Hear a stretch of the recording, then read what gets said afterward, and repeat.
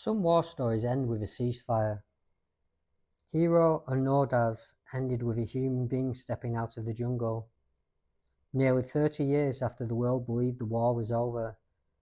In 1974, Onoda was not a myth or a rumor. He was a real named person, a former Imperial Japanese Army officer, still living on Lubang Island in the Philippines, still operating as if the mission continued. To understand his return, you have to understand the mindset he carried. Onoda had been given orders in 1944 to conduct guerrilla operations and not surrender. Over time, leaflets and messages claiming Japan had surrendered were interpreted as enemy deception, because for a soldier trained to resist propaganda, disbelief can become survival. In the early 1970s, he was alone. His remaining comrades had surrendered or died over the years. And then, in February 1974, a Japanese traveller named Norio Suzuki found him. Suzuki spoke with him, gained his trust, but Onoda refused to surrender without direct orders from a superior officer. So Suzuki returned to Japan, and the government located Major Yoshimi Taniguchi, Onoda's former commander, now living an ordinary post-war life.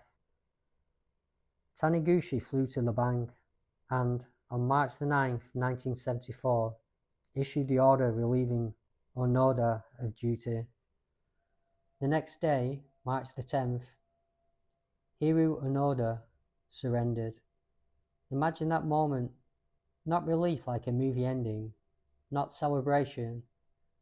A man who had structured his entire life around the mission, being told the mission ended decades ago. Onoda surrendered with the items he'd maintained for years, including his rifle and ammunition, and his surrender became an international media event. Philippine President Ferdinand Marcos granted him a pardon for acts committed during his years as a holdout, because this story, even then, was morally complicated. When Onoda returned to Japan, crowds greeted him like a symbol, a living relic of an era many wanted to understand, or romanticize, or finally close. But reintegration isn't a parade. Reintegration is waking up the next morning in a country that moved on without you. Onoda later described feeling unsettled by modern Japan and what he saw as the erosion of older values. And then he did something that surprises people. He left again.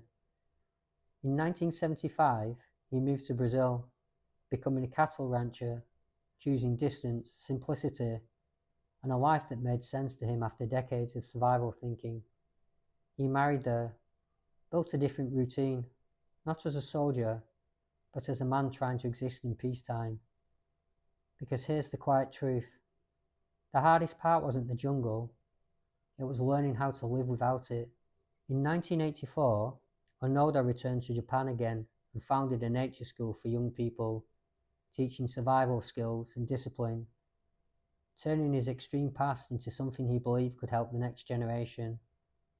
So what is the story of Hiroo Onoda? It's not a clean hero tale, and it's not a simple cautionary tale either. It's a human story about loyalty so strong it outlived the war itself, and the psychological cost of duty when duty becomes identity, because there is no explanation neat enough to place him in a single box, and no interpretation complete enough to silence the questions his life raises. If the world changed while you were holding the line, would you be able to let go the moment you were told?